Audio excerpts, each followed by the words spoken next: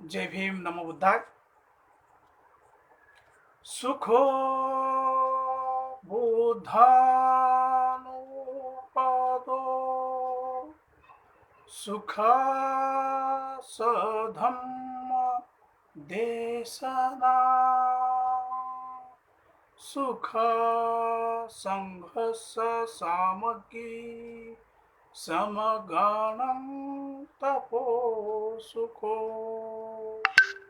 या धम्मपदाचा अर्थ आहे सुखद आहे बुद्धाचा जन्म, सुखकर आहे सधम्माचे श्रवण करणे, सुखद आहे संघाची म्हणजे समाजाची धम्माचरण करणाऱ्यांची एकता, सुखद आहे सगळ्यांनी एकत्र येऊन केलेले कार्य. बुद्ध आणि त्यांचा धम्म या परमपूज्य डॉक्टर बाबासाहेब आंबेडकर लिखित धम्मग्रंथाच्या पहिल्याच पानावरती परमपूज्य डॉक्टर बाबासाहेब आंबेडकरांनी धम्मपदातील अनेक गाथातून फक्त ही एकच गाथा निवडलेली आहे आणि समर्पण रूपामध्ये ही गाथा दिलेली आहे. भारतातील तमाम बौद्धांनी या गाथेकडे जाणीवपूर्वक पाहिलं पाहिजे. मग बाबासाहेबांचा नेमका व्हिजन काय होता हे आपल्याला समजून येईल. समस्त मानव प्राणी व निसर्गाच्या कल्याणासाठी ज्याने आदर्श मार्ग सांगितला ते आपल्या सर्वांचे मार्गदाते तथागत भगवान बुद्ध व 20व्या शतकातील आधुनिक बुद्ध, दी Buddhist Society of India, Republican party of India, समता सैनिक दल, पीपल्स एज्युकेशन सोसायटी या मातृसंस्थेचे संस्थापक, 1956 नंतरच्या भारतातील धर्मांतरित बौद्धांचे धर्मगुरू, आधुनिक भारताचे निर्माते परमपूज्य डॉक्टर बाबासाहेब आंबेडकर यांच्या स्मृतीस, विचारास व कार्यास प्रथम मी त्रिवार अभिवादन करतो.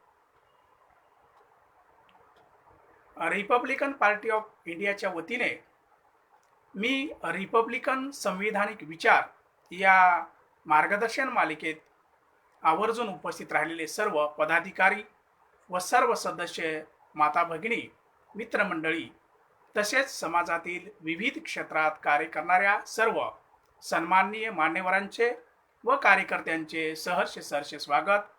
सर्व उपस्थित मान्यवरांना माझा डॉक्टर राजाराम बडगे, महाराष्ट्र राज्य अध्यक्ष, दी बुद्धिस्ट सोसायटी ऑफ इंडिया, सविनय जय भीम नमो बुद्धाय.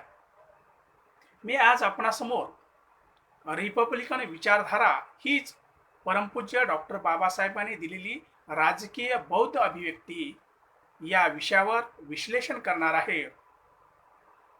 माझे मित्र आयुष्यमान महेंद्रजी निकाळजी साहेब यांनी रिपब्लिकन राष्ट्रवाद संविधानिक संकल्प या विषयाच्या अनुषंगाने मला इथे बोलण्याची संधी दिली. त्याबद्दल सुरुवातीलाच मी त्यांचे मनपूर्वक आभार व्यक्त करतो, त्यांना धन्यवाद देतो, साधुवाद देतो.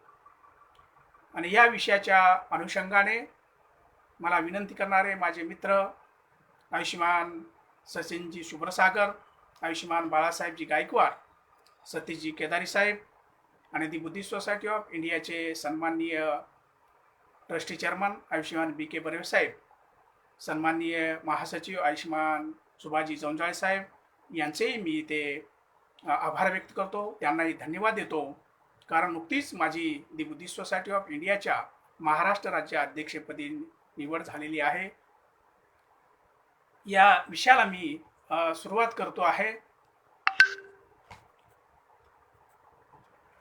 सर्व भारतीयांना जोडणारा रिपब्लिकन हा शब्द व रिपब्लिकन विचारधारा हीच परमपूज्य डॉक्टर बाबासाहेबांनी दिलेली राजकीय बौद्ध अभिव्यक्ती आहे हे प्रथम आपण समजून घेऊया. मगच आपण रिपब्लिकन राष्ट्रवादाच्या अनुषंगाने काही मुद्दे पाहूयात. परमपूज्य डॉक्टर बाबासाहेब आंबेडकरांनी या संदर्भामध्ये धर्मांतराला खूप महत्त्वाचे स्थान देतात. रिपब्लिकन विचारधारा नेमकी धर्मांतराच्या माध्यमातून कशा पद्धतीने बाबासाहेबांनी आपल्यासमोर ठेवलेली आहे या संदर्भामध्ये मी बाबासाहेबांचं जे विवेचन आहे ते मी आपणासमोर ठेवतो आहे. धर्मांतर म्हणजे व्यक्तीचे अंतर्बाह्य परिवर्तन असतं. या अनुषंगाने या गोष्टीकडे पाहिलं पाहिजे. आणि याच संदर्भामध्ये मी परमपूज्य डॉक्टर बाबासाहेब आंबेडकरांचं एक कोटेशन आपणासमोर ठेवतो आहे. बाबासाहेब म्हणतात, धर्म ही केवळ एक संस्था नसून तो एक खूप मोठा शक्तिशाली फोर्स किंवा प्रभाव आहे, जो व्यक्तीच्या संपूर्ण जीवनामध्ये भिनलेला असतो, रुजलेला असतो. धर्म हा व्यक्तीच्या आवडीनिवडी, आचार विचार, क्रिया प्रतिक्रिया निर्धारित करत असतानाच तो त्याचे अवघे व्यक्तिमत्व घडवित असतो. या अनुषंगाने बाबासाहेबांनी धर्मांतराला किती महत्त्वाचे स्थान दिलेले आहेत हे आपणाला या बाबासाहेबांच्या कोटेशनवरून लक्षात येतं. आपण समाजामध्ये वावरत असताना प्रत्येक व्यक्तीच्या बालपणापासूनच आईवडिलांकडून, शाळेमधून, समाजामधून प्रत्यक्ष किंवा अप्रत्यक्षपणे होत असलेल्या धार्मिक विचारधारेचा व संस्काराचा प्रभाव त्या व्यक्तीवर पडत असतो हे आपल्या सर्वांना माहिती आहे. धर्म हा व्यक्तीच्या नसानसामध्ये भिनलेला असतो. तो व्यक्तीच्या सुप्त मनामध्ये म्हणजे सबकॉन्शियसनेसमध्ये कार्यरत असतो. त्यामुळेच धर्मांतर या शब्दाचा वरवरचा अर्थ न घेता त्याचा अगदी खोलवर जाऊन अर्थ घ्यावा लागतो. धर्मांतर हे व्यक्तीचे अंतर्बाह्य परिवर्तन असते हे आपण पहिल्यांदा समजून घेतलं पाहिजे. व्यक्तींच्या आचार विचारांचे, आवडीनिवडीचे, क्रिया प्रतिक्रियांचे, जगाला व त्यातील समस्यांना पाहण्याच्या दृष्टिकोनाचे ते एक परिवर्तन असते. हे परिवर्तन साधेसुधे नाही तर व्यक्तीचा संपूर्ण बदल या परिवर्तनामध्ये होत असतो. म्हणूनच परमपूज्य डॉक्टर बाबासाहेब आंबेडकर धर्मांतराला नवा जन्म म्हणून संबोधतात हे आपल्या सर्वांना माहिती आहे. 14 ऑक्टोबर 1956च्या ऐतिहासिक धम्म दीक्षा समारंभामध्ये परमपूज्य डॉक्टर बाबासाहेब आंबेडकरांनी तमाम 5 लाख धम्म बांधवांना 22 प्रतिज्ञा देतात आणि त्यातील 21वी प्रतिज्ञा ही आता माझा नवा जन्म होत आहे ही याच अर्थाने किती महत्त्वाची आहे हे आपल्याला इथे लक्षात घेणं गरजेचं आहे. आणि या संदर्भामध्ये आपण धर्मांतराचा देखील जो विचार आहे तो देखील किती व्यापक आहे या संदर्भामध्ये देखील पाहिलं पाहिजे. धर्मांतर म्हणजे फक्त एक विधी आहे का या दृष्टिकोनातून देखील याकडे आपण पाहणं गरजेचं आहे. आता उदाहरण जर पाहायचं झालं तर धर्मांतर म्हणजे एक शर्ट काढून दुसरा शर्ट घालण्या इतके सोपे नाही आणि एका धावत्या बसमधून उतरून दुसऱ्या धावत्या बसमध्ये चढण्या इतके देखील अवघड नाही. पण एक गोष्ट मात्र नक्की की धर्मांतर हा लग्न सोहळ्यासारखा किंवा वाढदिवसासारखा 2-4 घटकामध्ये संपणारा विधी नाही की जिथे 1-2 गात्या म्हटल्या की झालं धर्मांतर. धर्मांतर ही एक प्रक्रिया आहे. ज्याप्रमाणे मंगल परिणयाचा सोहळा हा वैवाहिक आयुष्याची एक सुरुवात असते त्याचप्रमाणे धर्मांतर विधी हा धर्मांतरित आयुष्याची एक सुरुवात असते हे प्रथम आपण लक्षात घेतलं पाहिजे.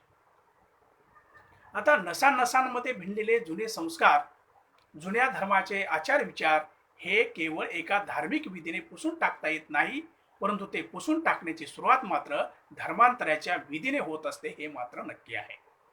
आता ज्याप्रमाणे एखादं बी जमिनीमध्ये पेरल्यानंतर त्याच्या वाढीसाठी ऊन, वारा, पाऊस, पाणी इत्यादींची त्या रोपट्याला आवश्यकता असते.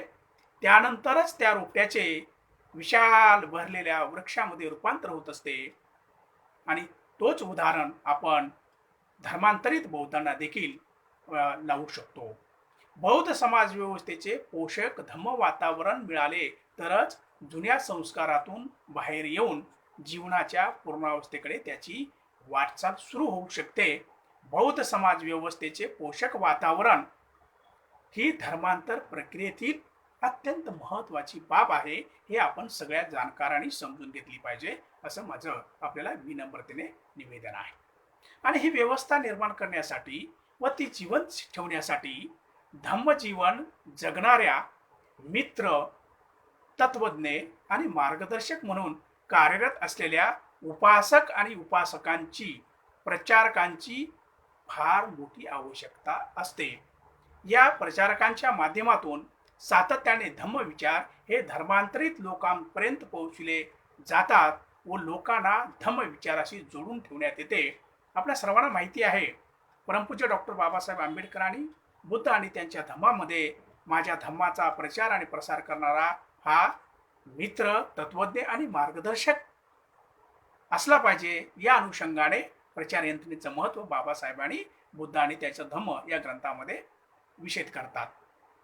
त्यामुळे समाजाच्या धर्मांतरामध्ये प्रचार यंत्रणेचे महत्त्व किती अनन्यसाधारण आहे हे आपल्याला इथे लक्षात घेणं खूप गरजेचं आहे.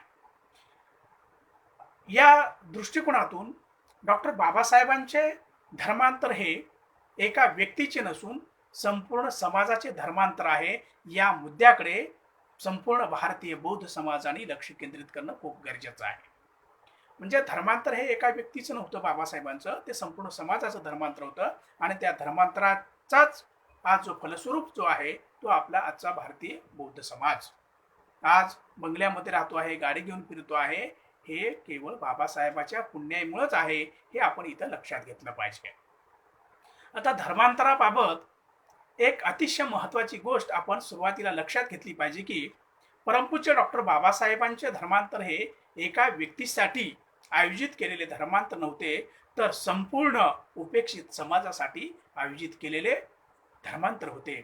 आणि त्यांच्या धर्मांतराला आपण व्यक्तिगत दृष्टिकोनातून न पाहता सामाजिक दृष्टिकोनातून पाहिलं तर नक्कीच आपण बाबासाहेबांच्या दिलेल्या दिशेवरती वाटचाल करू, हे मला इथे विनम्रपणे नमूद करायचं आहे. या संदर्भामध्ये बुद्ध आणि त्यांचा धम्म या धम्मग्रंथामध्ये पृष्ठ क्रमांक 155 वरती परमपूज्य डॉक्टर बाबासाहेब आंबेडकरांनी धर्माच्या संबंधामध्ये आणि धर्माच्या संदर्भामध्ये काही कोटेशन दिलेले आहेत, ते मी आपल्यासमोर ठेवतो आहे. धम्म हा धर्मापासून वेगळा कसा आहे हे स्पष्ट करताना परमपूज्य डॉक्टर बाबासाहेब म्हणतात, धर्म ही व्यक्तिगत बाब असते. व्यक्तिगत जीवनामध्ये माणूस कोणाची उपासना करतो, कशी करतो, कशावर विश्वास ठेवतो अथवा ठेवत नाही, ही त्याची व्यक्तिगत बाब असते. सामाजिक जीवनाशी त्याचा काही एक संबंध नसतो. या उलट धम्म आहे. धम्म हा मूलभूतरित्या व आवश्यकरित्या सामाजिक असतो. धम्म म्हणजे सदाचार. सदाचाराचा अर्थ व्यक्तिगत नसून जीवनाच्या सर्वच क्षेत्रामध्ये, उदाहरणार्थ कौटुंबिक, व्यावहारिक, सामाजिक, आर्थिक व राजकीय क्षेत्रामध्ये माणसामाणसातील व्यवहाराशी तो संबंधित असतो. लोकसमूहाशी व समाजाशी संबंधित तो असतो. माणूस जर एकटा असेल तर त्याला धम्माची आवश्यकता नाही, परंतु जेव्हा 2 किंवा अधिक माणसे एकत्र येतात, त्यांना आवडो अगर न आवडो, त्यांच्या व्यवहारामध्ये त्यांना धम्माला म्हणजेच सदाचाराला स्थान द्यावे लागते, नाहीतर तिथे कलहाचे किंवा दुःखाचे अस्तित्व निर्माण होते. थोडक्यात म्हणजे समाज हा धम्माशिवाय राहू शकत नाही. हा महत्त्वाचा भाग इथं आपण लक्षात घेतला पाहिजे. हिंदू समाजातील जाती व्यवस्था ही अशाच एका कलहाचे, दुःखाचे किंवा शोषणाचे उगमस्थान होते आहे. त्यामुळे ही जाती व्यवस्था जर नष्ट करायची असेल तर एकट्या व्यक्तीने धर्मांतर करून चालणार नाही, तर हा कलह नष्ट करायचा असेल तर संपूर्ण समाजाचे धर्मांतर झाले पाहिजे, तर जातीचे अस्तित्व राहणार नाही. हे बाबासाहेबांचं इथे महत्त्वाचं निष्कर्ष होतं. आणि त्या दृष्टिकोनातून परमपूज्य डॉक्टर बाबासाहेब आंबेडकरांनी 1924, 1935, 1936 आणि 1956 हा बाबासाहेबांच्या वैचारिक धर्मांतराच्या अनुषंगाने लढ्याचा तो टप्पा आहे, असं मी इथे मानतो आहे. आता परमपूज्य डॉक्टर बाबासाहेब आंबेडकर याच संदर्भात आपल्या समाजाला एक आव्हान करतायत आणि त्या आव्हानामध्ये बाबासाहेब म्हणतात, हे कोटेशन प्रत्येक भारतीय बौद्धानेच नव्हे तर प्रत्येक भारतातील नागरिकाने देखील कशा पद्धतीने समजून घेतलं पाहिजे, हे मी इथं आपणासमोर सांगतो आहे. आता बाबासाहेब म्हणतात, तुमच्या भावी पिढीची भवितव्यता तुम्ही ठरवाल त्याप्रमाणे होणार आहे. तुम्ही आज जातीतून स्वतंत्र होण्याचा निश्चय जर केला तर भावी पिढी सुद्धा स्वतंत्र होईल. तुम्ही आज पराधीन राहण्याचा निश्चय केला तर भावी पिढी सुद्धा पराधीन राहील. म्हणून तुमची जबाबदारी अत्यंत महत्त्वाची आहे. तुम्ही धर्मांतराच्या तर्फे निर्णय जर केला तर त्याबरोबर तुम्ही सर्वांनी संघटित रूपाने धर्मांतर करण्याचे आश्वासन दिले पाहिजे. तुमच्यापैकी निम्मे अर्धेच लोक जर धर्मांतर करावयास तयार झाले तर आपला फायदा होणार नाही. सर्व जणांनीच ते केले पाहिजे. ज्यावेळेस मला वाटेल की तुम्ही धर्मांतर करावयास तयार नाही, त्यावेळेस असे समजा की तुमची व माझी फारकत झाली. मी मात्र या कुचकामी व निरुपयोगी हिंदू धर्मातून जाणार. हे खास हे बाबासाहेबांच्या धर्मांतराच्या प्रोसेसमधलं सुरुवातीचं हे विधान आहे. मुक्तिकोणपतेच्या दृष्टिकोनातून हे विधान खूप महत्वाचं आहे, आपण लक्षात घेतलं पाहिजे. म्हणजे बाबासाहेब किती टोकाची भूमिका घेतात हे लक्षात घ्या. जर समजा तुम्ही धर्मांतर कराव्यास तयार नसल्यास तुमची आणि माझी या कुचकामी व निरुपयोगी हिंदू धर्मातून जाणार. हे खास बाबासाहेब आपल्या समाजाला ठणकावून सांगतायत आणि निर्भीडपणे समाजाला हे कराव्यास लावतायत. हे किती महत्वाची बाब इथे आपल्याला लक्षात आली पाहिजे. आता या टप्प्याच्या अनुषंगाने बाबासाहेबांनी या रिपब्लिकन विचारधारेच्या अनुषंगाने धर्मांतर प्रक्रियेतील महत्वाची जी साधने दिलेली आहेत त्या साधनाचा मी इथे उल्लेख करतो आहे. आपल्या सर्वांना माहिती आहे प्रबुद्ध भारत, दी Buddhist Society of India, Republican party of India, समता सैनिक दल या सगळ्या साधनाच्या माध्यमातून बाबासाहेबांना बौद्धमय भारत म्हणजेच रिपब्लिकन विचारधारा रुजवायची होती. हे आपण सर्वांनी इथे लक्षात घेतलं पाहिजे. परमपूज्य डॉक्टर बाबासाहेबांचा धम्माकडे पाहण्याचा दृष्टिकोन हा सामाजिक असल्यामुळे त्यांनी सांगितलेली धर्मांतराची प्रक्रिया ही बौद्ध जगातील धर्मांतराच्या प्रक्रियेपासून खूप वेगळी होती. हे प्रथम आपण इथं लक्षात घेतलं पाहिजे. व्यक्तीचे धर्मांतर घडवून आणायचे असेल तर फार काही साधनांची आवश्यकता नसते, परंतु संपूर्ण समाजाचे धर्मांतर घडवून आणायचे असेल तर साधनांची आवश्यकता असते. समाज परिवर्तनासाठी त्यांनी निर्माण केलेल्या साधनामध्ये देखील एक वैशिष्ट्यपूर्ण वेगळेपण होतं. हे आपण लक्षात घेतलं पाहिजे. आता उदाहरण जर पाहायचं झाले तर लोखंडाचे स्टील परिवर्तन करायचे असेल तर स्टीलच्या वेगवेगळ्या वस्तूमध्ये होण्यासाठी किंवा सोन्याचे परिवर्तन दागिन्यामध्ये होण्यासाठी त्यांना एका प्रोसेसमधून जावे लागते. एक विशिष्ट परिस्थिती निर्माण करावी लागते. त्याचप्रमाणे समाजाचे अंतर्बाह्य धर्मांतर घडून आणण्यासाठी त्याचे विचार मुळातून बदलण्यासाठी एक वैशिष्ट्यपूर्ण परिस्थिती निर्माण करावी लागते आणि ही परिस्थिती निर्माण करण्यासाठी विविध साधने देखील निर्माण करावी लागतात. हे बाबासाहेब जाणून होते. म्हणूनच बाबासाहेबांनी या व्यापक साधनाची निर्मिती केलेली होती आणि त्या साधनाला घेऊन समाजाने वाटचाल करणे खूप गरजेचं होतं. पण आपल्याला त्या साधनाच्या दृष्टिकोनाचा जर विचार केला तर त्या साधनामध्ये कुठेतरी कमीपणा आपल्याला जाणवतो आहे. हे मी ते विनम्रतेने नमूद करू इच्छितो. परमपूज्य डॉक्टर बाबासाहेबांनी या साधनांचे जबरदस्त नियोजन करून ठेवले होते. त्यांना माहीत होते की धर्मांतरित बौद्धांना संस्कारित करण्यासाठी धम्म विचार सातत्याने त्यांच्यापर्यंत पोहोचण्यासाठी धडपड केली पाहिजे आणि किती आवश्यक बाब आहे या संदर्भातूनच त्यांनी 1930 साली स्थापन केलेल्या जनता या साप्ताहिकाचे रूपांतर त्यांनी प्रबुद्ध भारत या साप्ताहिकामध्ये केले होते. हे आपल्या सर्वांना माहितीच आहे. आता प्रबुद्ध भारत हे जनतापेक्षा खूप वेगळे होते. भारतीय लोक केवळ बुद्धिमान नव्हे तर तथागतांच्या विचाराने प्रज्ञावान व्हावी हे प्रबुद्ध भारताचे लक्ष्य होते. हे इथे लक्षात घेतलं पाहिजे. तथागत बुद्धांची शिकवण सातत्याने धर्मांतरित बौद्धांच्या मनावर रुजविण्यासाठी व धम्म विचारांचे संक्रमण त्यांच्या मनामध्ये प्रबुद्ध भारताची निर्मिती करण्यासाठी प्रबुद्ध भारत हे पाक्षिक बाबासाहेबांनी निर्माण केलं होतं. आता प्रबुद्ध भारताचा पहिला अंक शनिवार दिनांक 4 फेब्रुवारी 1956 रोजी प्रकाशित झाला होता. हे आपल्या सर्वांना माहिती आहे. आता दुसरे साधन जे आहे ते म्हणजे बुद्ध भारत भूषण प्रिंटिंग प्रेसचे नाव बदलून बुद्ध भूषण प्रिंटिंग प्रेस बाबासाहेबांनी ठेवले होते. हे सर्व बदल अत्यंत जाणीवपूर्वक बाबासाहेबांनी दूरदृष्टी ठेवून केलेले आहेत. हे आपल्याला इथे लक्षात घ्यावे लागेल. आता बौद्ध म्हणून समाजाची अभिव्यक्ती निर्माण होण्यासाठीच हे बदल घडून आणले जात होते. हे आपण सर्वांनी इथे विचारात घेतलं पाहिजे.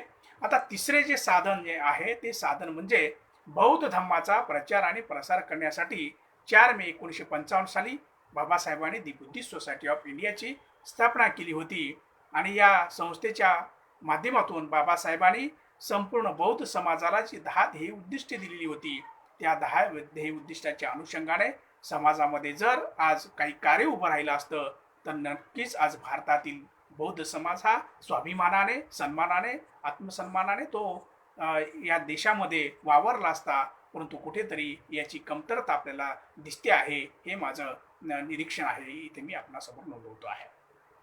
आता या संस्थेची 10 ध्येय उद्दिष्टे मी फक्त आपणासमोर ठेवतो आहे. नंबर 1 आहे भारतामध्ये बौद्ध धम्माच्या प्रचारास प्रोत्साहन देणे. नंबर 2 बौद्ध विहारांची उभारणी करणे. नंबर 3 धार्मिक आणि शास्त्रीय विषयांच्या अभ्यासाची शाळा महाविद्यालयाची उभारणी करणे. क्रमांक 4 अनाथगृहे, रुग्णालये आणि मदत केंद्राची स्थापना करणे. आजच्या पार्श्वभूमीवरती, कोरोनाच्या पार्श्वभूमीवरती हे ध्येय उद्दिष्ट जर समोर ठेवून जर आज आपली अनाथगृहे, रुग्णालये जर निर्माण झाली असती तर आपल्या बौद्ध समाजाची जी हानी आता झालेली आहे ती कदाचित झाली नसती. हेही आपल्याला इथे लक्षात घेणं गरजेचं आहे. धम्म प्रचाराच्या दृष्टीने प्रशिक्षित प्रचारक तयार व्हावा या दृष्टीने बुद्धिस्ट सेमिनरी सुरू करणे हे बाबासाहेबांचं ध्येय होतं आणि या बुद्धिस्ट सेमिनरीच्या अनुषंगाने बाबासाहेबांनी बेंगळूर येथे 5 एकर जागा देखील म्हैसूरच्या राजाकडून मिळवली होती, परंतु आज तिथे झोपडपट्टी वसलेली आहे. हे सत्य नाकारता येत नाही.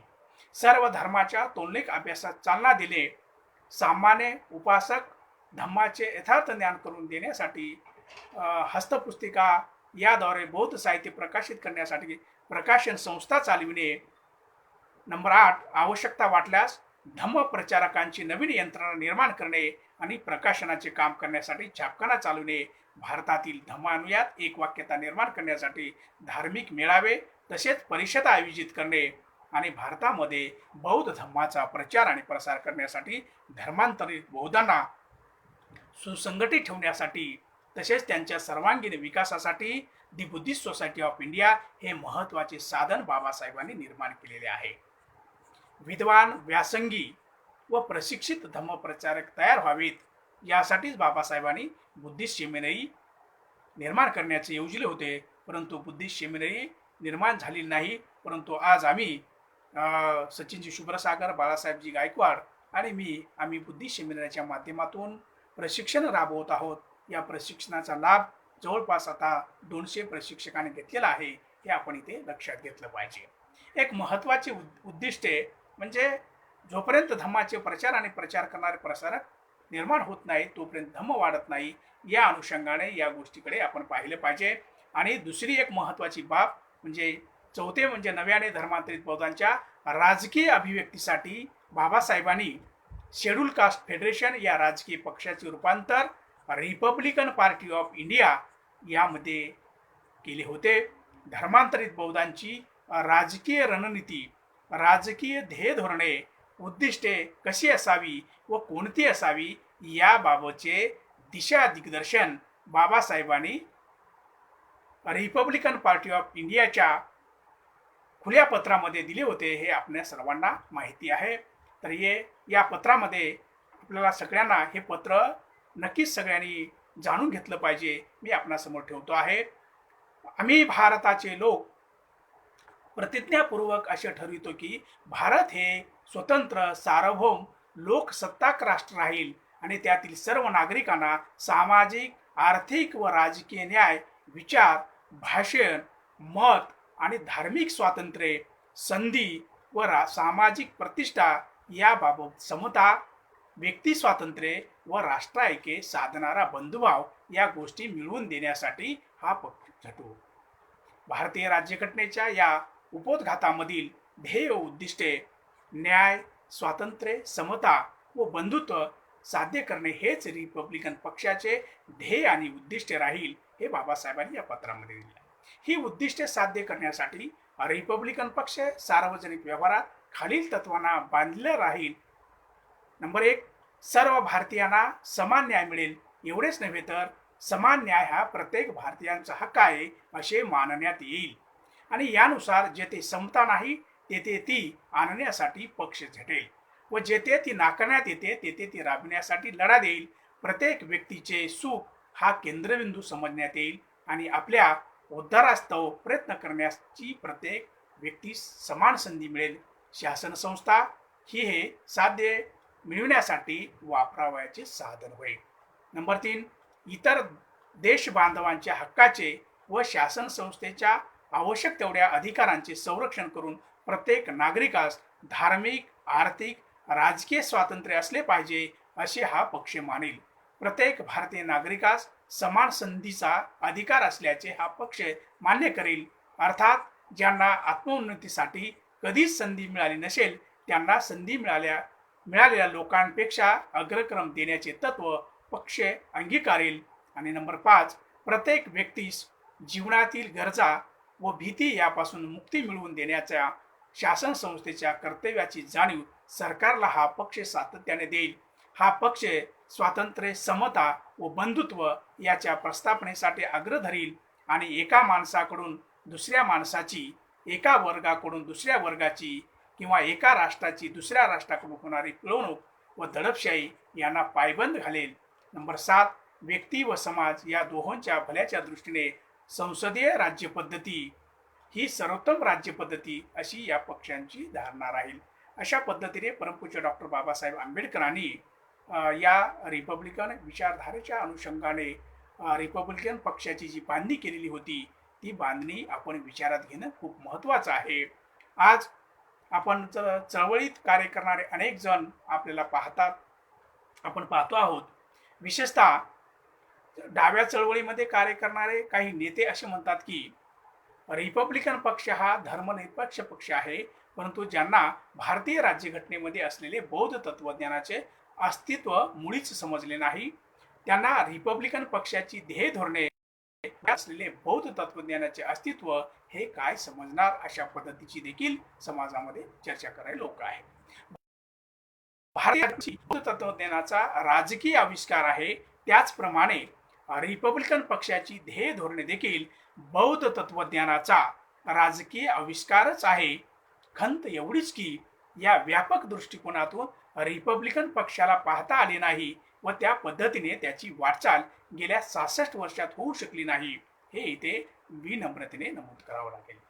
जर भारतीय राज्यघटनेतील तत्वामुळे भारत हे रिपब्लिकन लोकशाही राष्ट्र आहे, तर मग त्याच तत्वामुळे प्रत्येक भारतीय हा जन्मताच रिपब्लिकन आहे, मग तो कोणत्याही जाती धर्माचा अथवा पंथाचा असो. इथे एक गोष्ट लक्षात घ्या, म्हणजे भारतीय हा जन्मताच रिपब्लिकन आहे, मग तो कोणत्याही जाती धर्माचा अथवा पंथाचा असो. प्रत्येक बौद्ध हा रिपब्लिकन असतो, परंतु प्रत्येक रिपब्लिकन हा बौद्ध असेलच असे नाही. परंतु रिपब्लिकन विचारधारेमुळे त्याची बौद्ध होण्याकडे वाटचाल सुरू होत असते. परमपूज्य डॉक्टर बाबासाहेबांनी दिलेल्या या राजकीय रिपब्लिकन विचारधारेचा अर्थ व महत्त्व जेव्हा आपण समजू, तेव्हा इतर जाती धर्मांतरित लोकांना भारतीय म्हणून जोडण्याचे कोणते प्रभावी साधन परमपूज्य डॉक्टर बाबासाहेबांनी आपणास दिलेले आहे याकडे आपण लक्ष दिले पाहिजे आणि याचा उलगडा देखील करून घेतलं पाहिजे असं मी मानतोय. आता रिपब्लिकन या संविधानिक शब्दामध्ये व विचारधारेमध्ये सर्व भारतीयांना जोडण्याचे व्यापक सामर्थ्य आहे, तेवढे सामर्थ्य हे दुसऱ्या कोणत्याच शब्दामध्ये किंवा विचारधारेमध्ये नाही, हे आपण लक्षात घेतलं पाहिजे. दलित, बहुजन, मूल निवासी हे शब्द व या विचारधारा गैरसंविधानिक व भारतीयत्वाच्या तत्वाला बाधक तर आहेतच, शिवाय परमपूज्य डॉक्टर बाबासाहेबांनी कधीही न वापरलेल्या व न दिलेल्या विचारधारा आहेत, हे त्यांच्या अनुयायांनी लक्षात ठेवणे गरजेचं आहे. आज आपण 21व्या शतकाकडे वाटचाल करत आहोत. परमपूज्य डॉक्टर बाबासाहेबांनी कधीही न दिलेल्या शब्दाचा आपण उदो करता कामा नये, हे प्रामाणिकपणे मी आपणासमोर इथे नमूद करू इच्छितो आहे. सर्व भारतीयांना जोडणारा रिपब्लिकन हा शब्द व रिपब्लिकन विचारधारा हीच परमपूज्य डॉक्टर बाबासाहेबांनी दिलेली राजकीय बौद्ध अभिव्यक्ती आहे, हे सर्वप्रथम आपण लक्षात घेतलं पाहिजे, हे मी त्या आपणासमोर सांगू इच्छितो.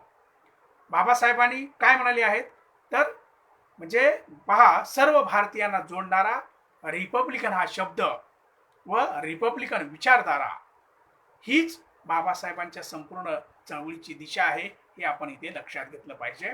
आता एकूणच जीवनातील सर्वच क्षेत्रामध्ये जातीची ओळख टाकून देऊन बौद्ध म्हणून वाटचालीसाठी सुसज्ज यंत्रणा व साधने परमपूज्य डॉक्टर बाबासाहेबांनी निर्माण केली होते, हे आपण इथे लक्षात घेतले पाहिजे.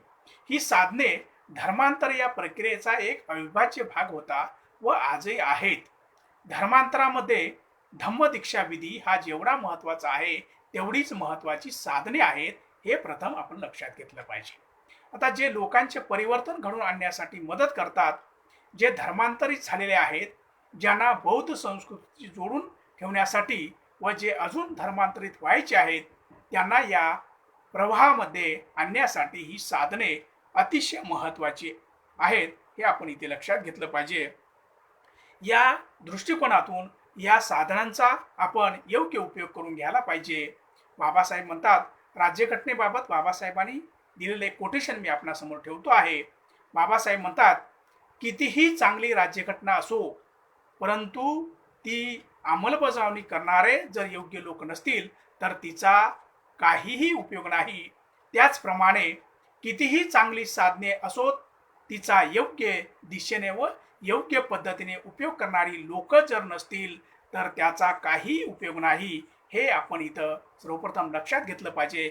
बाबासाहेबांनी दिलेल्या सगळ्या मातृसंस्थेकडे आपण जर लक्ष दिलं तर त्या संस्थेमध्ये चाललेला जो प्रकार आहे तो आपल्याला इथे लोकशाही पद्धतीने व्यवस्थितरित्या करता आला पाहिजे. हा दृष्टिकोन तरुण कार्यकर्त्यांनी विचारवंतांनी देखील या मातृत्व संस्थेकडे गांभीर्याने पाहिलं पाहिजे आणि या मातृसंस्था प्रभावीपणे समाजामध्ये कशा पुढे येतील याविषयी सगळ्यांनी एकरूपतेने एकसंगतेने एकत्र येऊन या संस्थांचं जे बाबासाहेबांनी दिलेलं ध्येय उद्दिष्टे आहेत त्यावरती काम करणं खूप महत्त्वाचं आहे, असं मला इथे विनम्रतेने आपल्याला सुचवायचं आहे. आता पहा, जीवनाच्या सर्व क्षेत्रात बौद्ध अभिव्यक्ती निर्माण करणाऱ्या या घडामोडी होत असतानाच परमपूज्य डॉक्टर बाबासाहेब आंबेडकरांचे आकस्मिक महापरिनिर्वाण झाले आणि समाजाची अतोनात हानी झाली. धर्मांतराचा हा गाडा जागीच थांबला. परमपूज्य डॉक्टर बाबासाहेबांचे धार्मिक विजन सुस्पष्ट असलेला एकही नेता बाबासाहेबांच्या महापरिनिर्वाणानंतर नव्हता, हे आपल्या सर्वांना इथे लक्षात घ्यावं लागेल. आणि त्यांच्यानंतरही समाजामध्ये बाबासाहेबांच्या पश्चात बाबासाहेबांची ही साधने योग्य दिशेने घेऊन जाण्यासाठी तळमळीने कार्य करणारी काही मंडळी होती, परंतु त्यांच्या ज्ञानाप्रमाणे त्यांनी ही साधने इथपर्यंत आणून ठेवलेली आहेत, हे आपण लक्षात घेऊ. परंतु इथे बाबासाहेबांनी केलेलं निरीक्षण मी आपणासमोर नमूद करतो आहे. आता याविषयीची खंत जी आहे, बाबासाहेब हयात असतानाच आपले जे पर्सनल असिस्टंट नानकचंद आहेत यांच्याशी बोलून बाबासाहेब दाखवतात. बाबासाहेबांची ही भावना खूप महत्त्वाची आहे, हे लक्षात घेतलं पाहिजे. बाबासाहेब म्हणतात, अरे नानकचंद, कोणीतरी समाजातून माझ्या हयातीतच पुढे येईल आणि माझ्या पश्चात ही चळवळ पुढे चालवण्याची अवघड जबाबदारी पत्करील अशी माझी अपेक्षा होती. पण हे आव्हान पेलू शकेल असा कोणीच माझ्या डोळ्यापुढे येत नाही.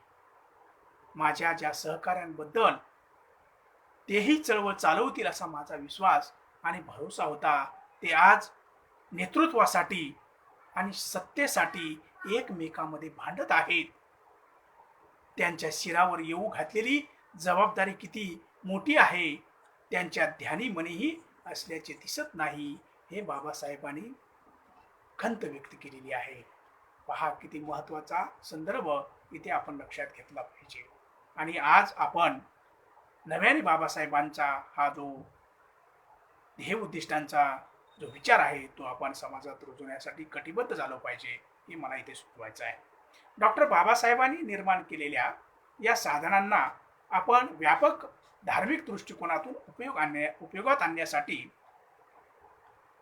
कोणता दृष्टिकोन वापरला पाहिजे, हाही इथे महत्त्वाचा भाग आहे.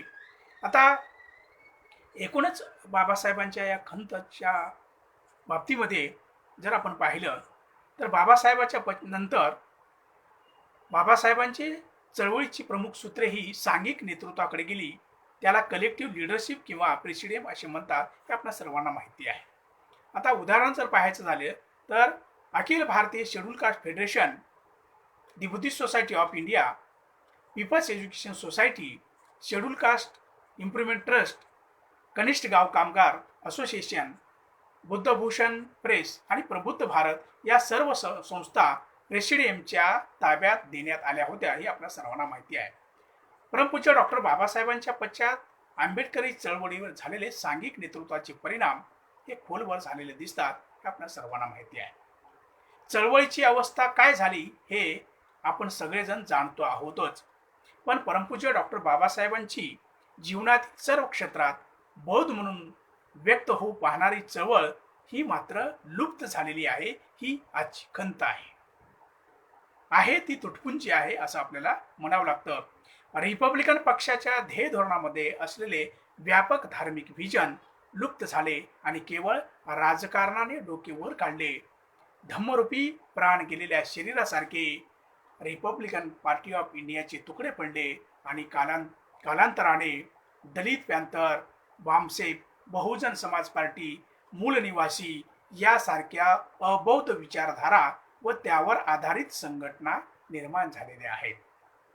समाजाची बौद्ध अभिव्यक्ती निर्माण करणारी व त्या पद्धतीचे संस्कार देणारी यंत्रणाच कोलमडल्यामुळे फक्त नाममात्र बौद्ध होण्याची प्रक्रिया मात्र सुरू झाली, हे इथे आपण सर्वांनी लक्षात घेतलं पाहिजे. यामुळेच आजही चळवळीतील अनेकांचे आचार विचार, क्रिया प्रतिक्रिया, सामाजिक व राजकीय दिशा धोरणे जर पाहिली तर या सर्वांमधून जुन्या जातीय संस्काराचा आपल्याला कुठेतरी दर्प येतो.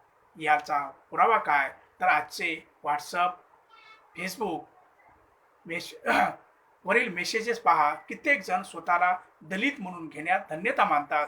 कित्येक संघटना दलित या नावाने कार्यरत आहेत.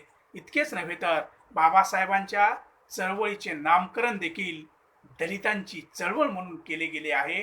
हे इथे प्रतिक्रांतीचं द्योतक आहे, हे मी ते आपणासमोर विनम्रतेने नमूद करतो आहे. बाबासाहेबांची क्रांती आणि त्यानंतर प्रतिक्रांती जी सुरू झालेली आहे या शब्दाच्या माध्यमातून झालेली आहे, या सिंबॉलिक गोष्टीतून झालेली आहे, हे इथे आपण लक्षात घेतलं पाहिजे. आता दलित या ओळखीसोबतच अजून एक अबौद्ध ओळख समाजामध्ये निर्माण करण्यात आल्याचे दिसून येते आणि ती म्हणजे बहुजन. अरे बाबा, तू कोणत्या समाजाचा आहेस असा जर आपण प्रश्न केला तर मी बहुजन समाजाचा आहे असे उत्तर आपल्याला मिळते. चळवळीमध्ये कार्य करताना कुणाची ओळख करून द्यायची असेल तर अमुक तमुक हे बहुजन समाजाचे आहेत अशी ओळख बऱ्याचदा करून देण्यात येते. काय आहे हे बहुजन? बहुजन म्हणजे भारतातील शूद्रातिशूद्र, शूद्र प्लस अतिशूद्र म्हणजेच SC, ST, OBC या सर्व मागास जातींचा समूह. हिंदू या शब्दामध्ये जेवढे जातीचे अस्तित्व साठवलेले आहे तेवढेच अस्तित्व दलित आणि बहुजन या शब्दामध्ये देखील साठवलेले आहे. दलित म्हटले तर पूर्वीच्या अस्पृश्य जाती आणि बहुजन म्हटलं तर सर्व मागा जाती. परमपूज्य डॉक्टर बाबासाहेबांची चळवळ ही जाती अस्तित्व नष्ट करणारी चळवळ असताना देखील त्यांच्या पश्चात जाती अस्तित्व नवीन पद्धतीने आपल्या सोयीसाठी टिकविणाऱ्या चळवळी व ओळखी दलित बहुजन शब्दांनी निर्माण केल्याचे आपणास दिसून येते. ही सगळ्यात मोठे बौद्ध विचारधारेच्या अनुषंगाने चिंतेची बाब आहे. चळवळीला जातीचा दर्प नको म्हणून परमपूज्य डॉक्टर बाबासाहेबांनी त्यांच्या वृत्तपत्राचे नाव बदलून प्रबुद्ध भारत हे केले. भारतभूषण प्रेसचे नाव बदलून बुद्धभूषण प्रेस असे ठेवले.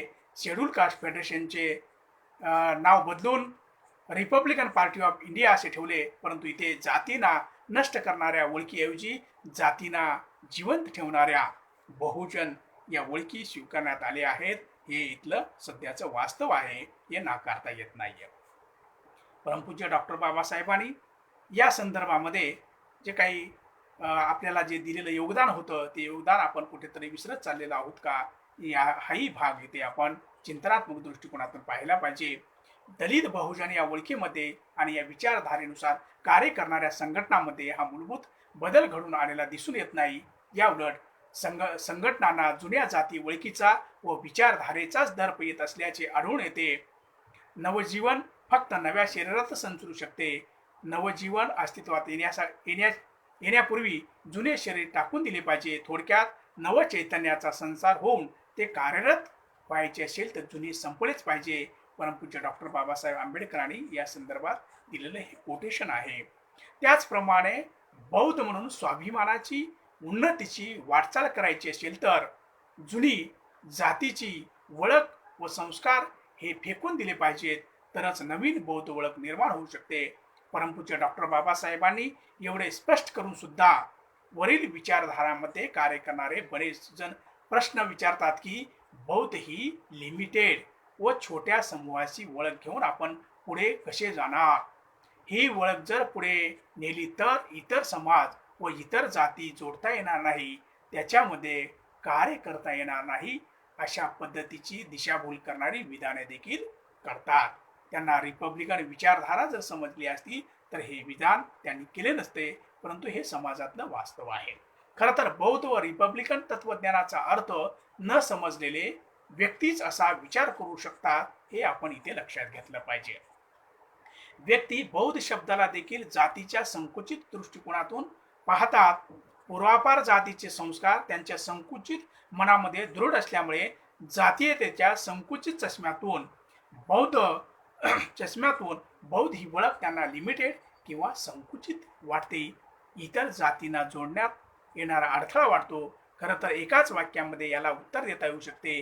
बौद्ध ओळख एवढी संकुचित असेल तर, जर बौद्ध ओळख इतर जातींना जोडणारा अडथळा असेल तर, तुमच्या आमच्या उद्धारकर्त्याने, मार्गदात्याने, आपल्या गुरुने समस्त मानव जातीला जोडणारा मुक्तीचा मार्ग म्हणून ही ओळख द्यायची आवश्यकता काय होती, हा माझ्या पुढे पडलेला प्रश्न आहे. या ओळखीवर, या तत्वज्ञानावर अशा प्रकारचा आक्षेप घेऊन परमपूज्य डॉक्टर बाबासाहेबांच्या निर्णयाला व त्यांच्या दृष्टिकोनाला जाणतेपणे किंवा अजाणतेपणे कमी लेखण्याची हिंमत त्यांच्या समाजातील काही लोकांनी करावी, यापेक्षा मोठा दुःखदायक प्रसंग कोणता असू शकतो. परंतु अडचण इथे संपत नाही. खरं पाहता दलित आणि बहुजन या ओळखी किंवा विचारधारा राजकारणातील संख्याबळाला डोळ्यासमोर ठेवून निर्माण करण्यात आलेले आहेत, हे स्पष्टपणे आपण इथं लक्षात घेतलं पाहिजे. राजकारणामध्ये संख्याबळाला महत्त्व असते असे मानणाऱ्या काही लोकांनी दलित व बहुजन विचारधारा निर्माण करून जातींना नष्ट करणाऱ्या बौद्ध ओळखीला व विचारधारेला सोयीस्करित्या जाणीवपूर्वक बाजूला ठेवण्यात आल्याचे आपल्याला इथे दिसून येते. राजकीय स्वार्थासाठी दलित व बहुजन विचारधारा कोणाशीही कसलीही तडजोड करायला मागे पुढे पाहत नाहीत. वेळ प्रसंगी तत्वांशी देखील तडजोड केल्याचे आपल्याला आढळून येते. असे अनेक उदाहरण समाजामध्ये घडत आहेत. कारण इथे काहीच करून सत्तेमध्ये वाटा मिळविणे हाच हेतू प्रमुख असल्याचे दिसून येते. याच्या उलट परमपूज्य डॉक्टर बाबासाहेबांची राजकीय रणनीती होती, हे आपल्याला इथे ठळकपणे नमूद करावे लागेल. आता बाबासाहेब म्हणतात, संख्येने मोठा असलेल्या पक्षापेक्षा शिस्त, संघटना व उज्ज्वल ध्येयाची जाणीव असलेला अल्पसंख्याक लोकांचा लहानसा पक्ष शेवटी राजकीय क्षेत्रात खरा प्रभावी ठरून यशस्वी होतो, हे बाबासाहेबांचं निष्कर्ष आहे. एखादा पक्ष किती वयाचा आहे हा प्रश्न महत्वाचा नाही, तर त्याचे तत्वे काय आहेत, तो काय साध्य करू इच्छितो आणि त्याची सुप्त शक्ती काय आहे, या बाबी देखील महत्वाच्या आहेत, हे इथे लक्षात घेतलं पाहिजे. संख्याबळाच्या राजकारणासाठी तत्वांशी तडजोड करणारे परमपूज्य डॉक्टर बाबासाहेबांचे राजकारण कधीच नव्हते, हे आपण पहिल्यांदा इथे लक्षात घेतलं पाहिजे. दुसरी एक अत्यंत महत्वाची बाब म्हणजे बाबासाहेब सांगतात, कायदे करणाऱ्या सत्तेपेक्षा त्यांची अंमलबजावणी करणाऱ्या सत्तेला फार महत्व असते, हे आपण लक्षात घेतलं पाहिजे. बाबासाहेबांचं विधान हे प्रत्येकाने आपल्या मनामध्ये कोरून ठेवलं पाहिजे, हे असं मी म्हणतोय. म्हणजे लोकशाही समाज व्यवस्थेमध्ये किंवा राज व्यवस्थेमध्ये सत्ता कोणाची असते, त्या सत्तेकडून अंमलबजावणी करून घेणाऱ्या विरोधी पक्षाचे अस्तित्व हे अधिक महत्त्वाचे असते आणि विरोधी पक्षाची शक्ती ही त्याच्या संख्येवर नाही तर त्याची तत्वे काय आहेत आणि तो काय साध्य करू इच्छितो यावर अवलंबून असते. दलित आणि बहुजन या विचारधारेमध्ये जातींना जिवंत ठेवण्याची तत्वे आहेत व बौद्ध विचारधारेमध्ये जातीरहित समताधिष्ठित समाज निर्माण करण्याची तत्वे आहेत. हे प्रथम प्रत्येक भारतीय बौद्धांनी लक्षात घेतलं पाहिजे. दलित व बहुजन विचारधारा कायदे करणाऱ्या सत्तेमध्ये काही करू सहभागी होण्यासाठी धडपडत असतात हे आपण पाहतोच आहोत. याउलट बौद्ध विचारधारा ही कसल्याही लोभाला बळी न पडता सत्ताधाऱ्यांकडून संविधानाची अंमलबजावणी करणाऱ्या विरोधी पक्षाच्या भूमिकेवर जोर देते. आजची प्रभावी विरोधी पक्ष हा उद्याचा सत्ताधारी असतो हे लक्षात ठेवून उज्ज्वल ध्येयाची जाणीव असलेल्या अल्पसंख्याक लोकांचा लहानसा पक्ष राजकीय क्षेत्रात देखील खरा प्रभावी ठरू शकतो आणि यशस्वी होऊ शकतो. हेच परमपूज्य डॉक्टर बाबासाहेब आंबेडकरांनी इंग्लंडच्या मजूर पक्षाचे उदाहरण देऊन सांगितले होते हे आपण लक्षात घेतलं पाहिजे. थोडक्यात म्हणजे राजकारणातील तात्पुरत्या व प्रासंगिक फायद्यासाठी बौद्ध वळख व बौद्ध विचार प्रणाली बाजूला सारणाऱ्या राजकीय लोकांनी परमपूज्य डॉक्टर बाबासाहेब आंबेडकरांचे हे बौद्ध तत्वज्ञान व बौद्ध विचार प्रणालीवर आधारित असताना सर्वव्यापी कसे होते हे जाणून घेण्याची आवश्यकता वाटते. संविधान सभेत परमपूज्य डॉक्टर बाबासाहेबांनी पहिल्या भाषणापासून ते अंतिम भाषणापर्यंत बौद्ध तत्वज्ञान राजकीय परिभाषेत कसे प्रस्तुत केले हे जर समजले तर बौद्ध राजकारण म्हणजे काय याची प्रचिती येऊ शकते. दलित व बहुजन या विचारधारा बौद्ध राजकारणाची ही उंची समजण्यास असमर्थ आहेत हे इथे आपण लक्षात घेतलं पाहिजे. विचारांचे परिवर्तन घडून आणणारी मानसिक प्रक्रिया असते हे आपण इथे प्रथम लक्षात घेऊया. दलित व बहुजन या विचारधारा समताधिष्ठित समाज निर्माण करण्यास असमर्थ आहेत कारण जातींना एकत्र करण्याचा पाहिल्याशिवाय राहत नाही. बौद्ध विचारधारेमध्ये जातीचे अस्तित्वच नसल्यामुळे तिथे समता जातींना एकत्र करण्याच्या उद्देशाने प्रेरित होऊन आंबेडकरी चळवळीतील अनेक जण विशेषतः बहुजन विचारधारेला घेऊन कार्यरत असल्याचे दिसून येतात. परंतु इथे एक प्रश्न असा पडतो की आज देखील पूर्व अस्पृश्य जातीतील लोकांकडे असे कोणते सामर्थ्य आहे ज्याच्या जोरावर बहुजन समाजातील इतर जाती त्यांच्याकडे आकृष्ट होतील. आज देखील काही तुरळक व्यक्तिगत उदाहरण सोडले तर बहुजन समाजातील किती जाती परमपूज्य डॉक्टर बाबासाहेब आंबेडकरांच्या जयंती उत्सवामध्ये हिरिरीने आणि मनपूर्वक भाग घेतात, सहभागी होतात. आरक्षणाचा फायदा घेणाऱ्या बहुजन किंवा दलित जातींनी किती जाती जेव्हा आरक्षणाच्या मुद्द्यावर लढण्याची वेळ येते तेव्हा खांद्याला खांदा लावून लढताना दिसतात हे चिंतन करण्यासारखी बाब आहे. बहुजन व दलित समाजातील किती जाती खेड्यापाड्यामध्ये होणाऱ्या अन्याय अत्याचाराविरुद्ध लढण्यासाठी सोबत येतात. सामर्थ्याशिवाय कोणतीच गोष्ट घडवून आणली जाऊ शकत नाही हे खूप महत्त्वाचं विधान परमपूज्य डॉक्टर बाबासाहेब आंबेडकरांनी मुक्ती कोणपते या भाषणामध्ये देतात हे आपण इथे लक्षात घेतलं पाहिजे. इतर जातींना आकृष्ट करणे तर सोडाच परंतु सामर्थ्याशिवाय स्वतःच्या जातीतील लोकांचा उद्धार करणे देखील शक्य होत नाही. मुक्ती कोणपते या ऐतिहासिक भाषणामध्ये परमपूज्य डॉक्टर बाबासाहेब आंबेडकर हे सांगतात की प्रथम सामर्थ्य मिळवा. सामर्थ्य म्हणजे मनुष्यबळ, द्रव्यबळ, मानसिक बळ या तीनही गोष्टी हिंदू समाज व्यवस्थेमध्ये राहून प्राप्त करता येणार नाहीत हे त्यांना माहीत होते आणि हे सामर्थ्य प्राप्त करून घ्यायचे असेल तर जातीय मानसिकता जोपासणारी हिंदू समाज व्यवस्था ते सहज शक्य होऊ देणार नाही हे देखील परमपूज्य डॉक्टर बाबासाहेब आंबेडकर जाणून होते. म्हणूनच परमपूज्य डॉक्टर बाबासाहेब आंबेडकर म्हणतात सामर्थ्य हे तुम्हाला हिंदू समाज व्यवस्थेच्या बाहेरूनच मिळवावे लागेल. कोणत्याही अन्य समाजाचा ऋणानुबंध तुम्ही जोडल्याशिवाय कोणत्याही अन्य धर्मात सामील झाल्याशिवाय तुम्हाला बाहेरचे सामर्थ्य मिळू शकत नाही. याचाच स्पष्ट अर्थ असा की तुम्ही धर्मांतर करून कोणत्या तरी अन्य समाजात अंतर्भूत झाले पाहिजे, त्याशिवाय तुम्हाला त्या समाजाचे सामर्थ्य प्राप्त होऊ शकणार नाही. जोपर्यंत तुमच्या पदरी सामर्थ्य नाही तोपर्यंत तुम्हाला व तुमच्या भावी पिढीला आजच्या दिनवाण्या स्थितीमध्ये दिवस काढावे लागणार आहेत. आणि जोपर्यंत सामर्थ्य नाही तोपर्यंत बहुजन समाजातील इतर जाती देखील आकृष्ट होणार नाहीत, हे बाबासाहेबांनी 1936 ला ठेवतात. आपल्याला माहिती असेल, धर्मांतरित बौद्धांनी बाबासाहेबांचे हे विजन लक्षात घेऊन जर आंतरराष्ट्रीय लेवलवरती बौद्धांची वाटचाल केली असती तर आज आपल्याकडे सगळ्याच गोष्टी प्राप्त झाल्या असत्या. साऱ्या जगात पसरलेला बौद्ध समाज हा असाच एक धार्मिक, आर्थिक व राजकीय दृष्ट्या बलशाली समाज आहे.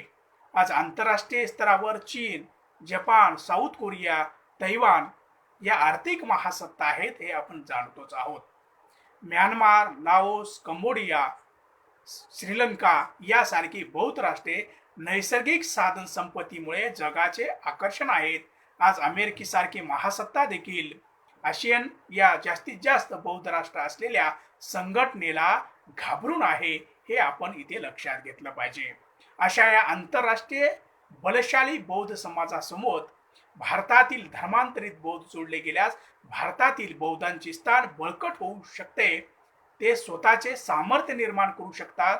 बौद्ध आचार विचार व तत्वज्ञानाने ते स्वतः आदर्श घालून देऊ शकतात. स्वतःची धार्मिक व आर्थिक संस्कृती निर्माण करू शकतात.